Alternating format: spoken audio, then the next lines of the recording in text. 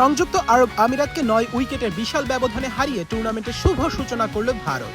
গতকাল এশিয়া কাপে দুই দলেরই নিজেদের প্রথম ম্যাচে দুবাই আন্তর্জাতিক ক্রিকেট স্টেডিয়ামে মুখোমুখি হয় ভারত এবং সংযুক্ত আরব আমিরাত। শুরুতে টস জিতে আরব আমিরাতকে ব্যাটিংয়ে পাঠান ভারতীয় কাপ্তান সূর্য কুমার যাদব।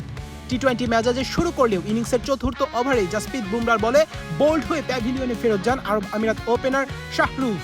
তিনি করেন 17 বলে 22 রান। এরপর কুলদীপ যাদব স্পিন বিষে একে একে কাটা পড়তে থাকেন আরব আমিরাতের ব্যাটাররা। মাঝে শুভম দুবে এবং অক্ষয় পেটেলও নেন উইকেট।